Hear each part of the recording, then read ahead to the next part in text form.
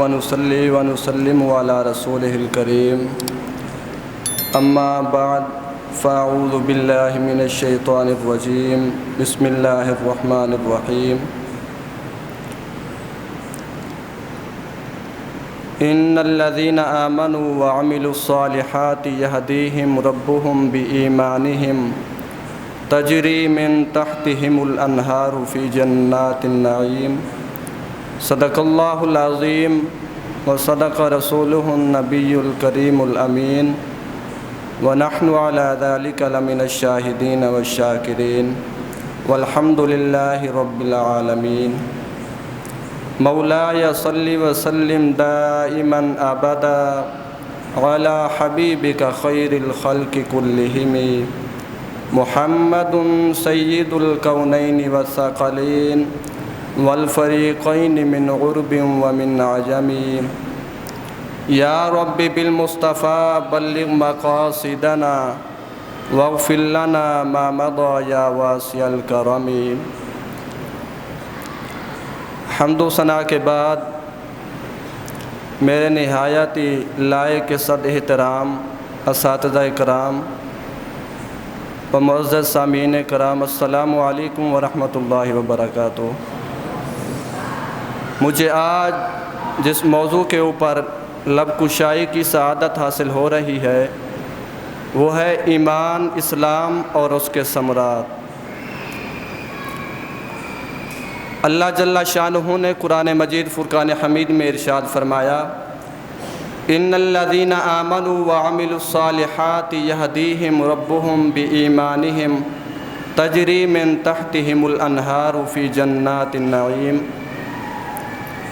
بے شک جو لوگ ایمان لائے اور نیک کام کیے ان کا رب ان کے ایمان کے سبب انہیں راہ دے گا، ان کے نیچے نہریں بہتی ہوں گی نعمت کے باغوں میں۔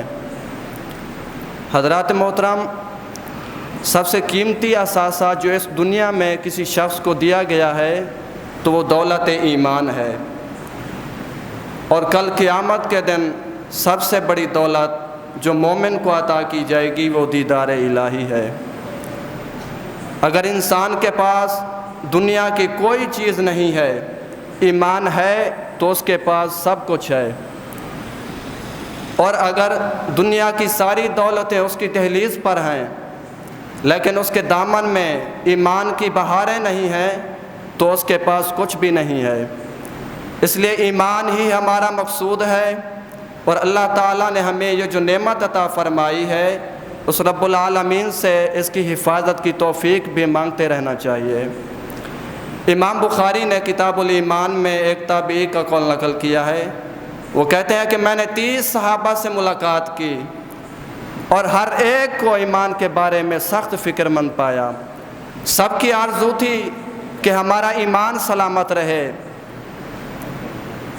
جنہوں نے امام الانبیاء کی صحبت کا نور پایا اور آقا کریم علیہ الصلاۃ والتسلیم کے دامن سے نکلنے والی ان خاص شعاؤں کو اپنے اندر جذب کیا، اور امام الانبیاء کی صحبت کے اجالوں میں زندگی کے ڈھنگ اور کرینے سیکھے، تو وہ بھی اس بات سے ڈرتے تھے کہ کہیں معاملہ خراب نہ ہو جائے، اور ہمیں تو بدرجہ اولا اپنے ایمان کی حفاظت کی توفیق مانگنی چاہیے۔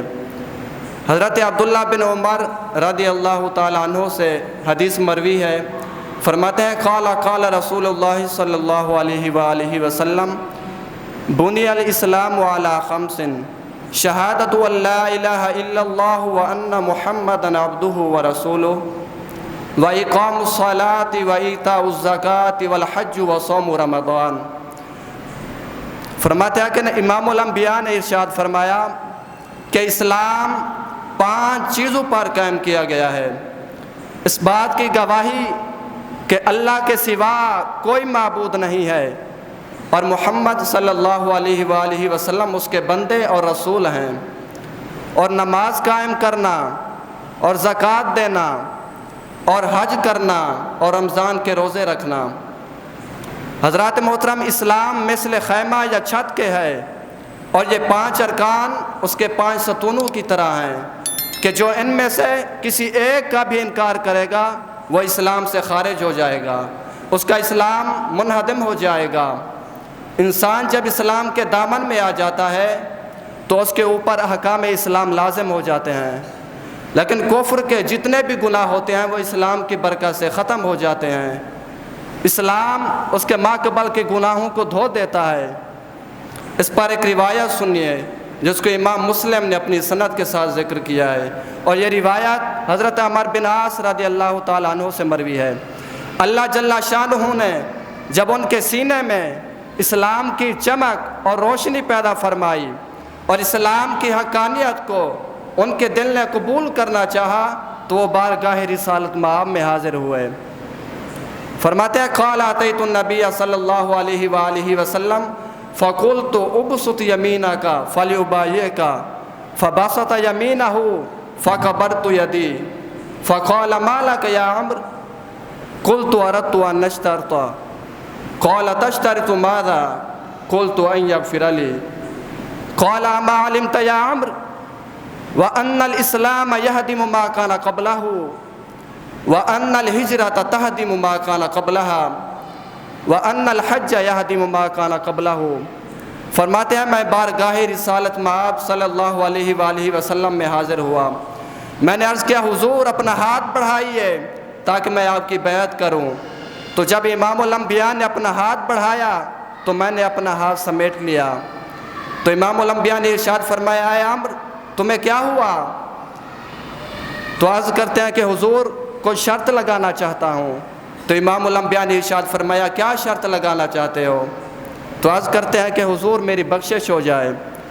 امام الانبیاء نے ارشاد فرمایا اے عمرو تمہیں پتہ نہیں ہے کہ اسلام پچھلے گناہوں کو مٹا دیتا ہے اور ہجرت پچھلے گناہوں کو مٹا دیتی ہے اور حج بھی پچھلے گناہوں کو مٹا دیتا ہے۔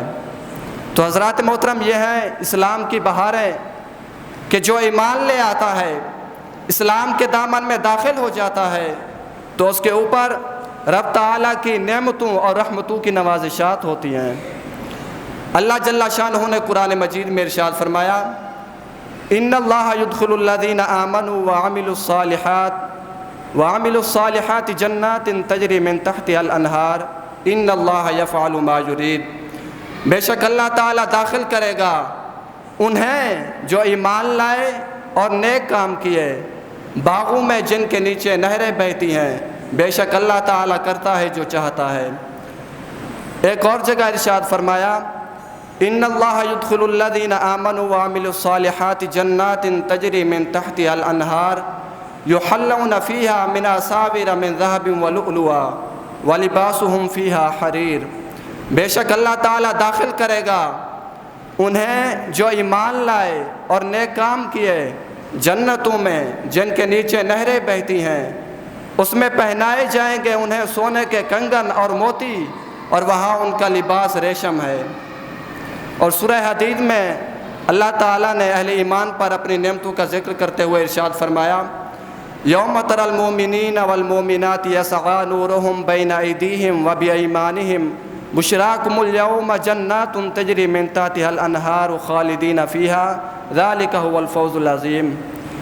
جس دن تم ایمان والے مردوں اور ایمان والی عورتوں کو دیکھو گے کہ ان کا نور دوڑتا ہے ان کے آگے اور ان کے داہنے، اور ان سے فرمایا جا رہا ہے کہ آج تمہاری سب سے زیادہ خوشی کی بات وہ جنتیں ہیں جن کے نیچے نہریں بہتی ہیں،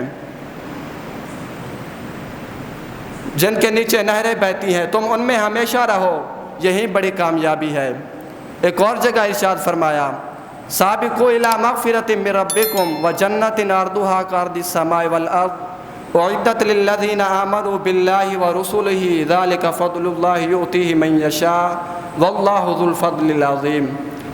دوڑو اپنے رب کی بخشش اور اس جنت کی طرف جس کی چوڑائی جیسے آسمان اور زمین کا پھیلاؤ تیار ہوئی ہے ان کے لیے جو اللہ اور اس کے سب رسولوں پر ایمان لائے۔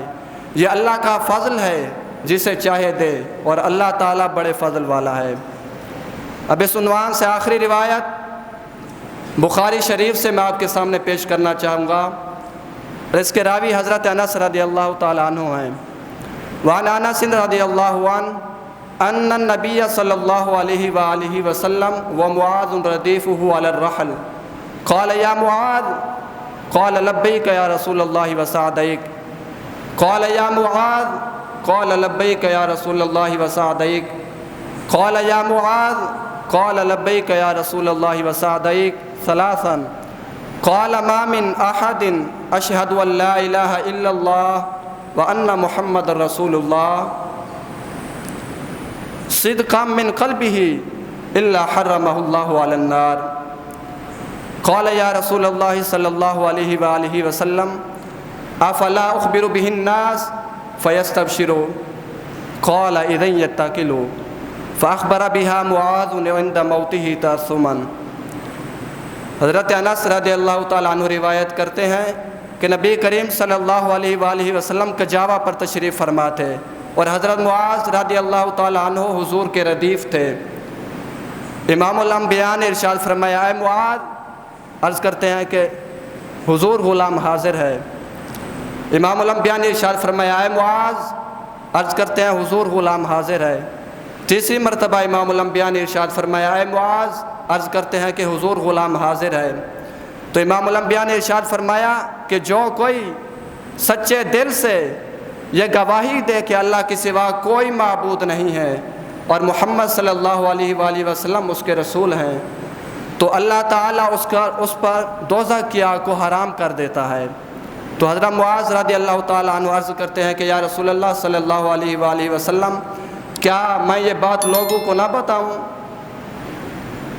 تاکہ وہ خوش ہو جائیں؟ تو امام الانبیاء نے ارشاد فرمایا تب تو وہ بھروسہ کر بیٹھیں گے۔ تو حضرت معاذ رضی اللہ تعالیٰ عنہ نے گناہ سے بچنے کے لیے اپنی وفات کے وقت خبر دے دی۔ تو دعا ہے کہ اللہ رب العالمین ہم سب کا خاتمہ بالایمان فرمایا، آمین۔ وما علینا الا البلاغ المبین۔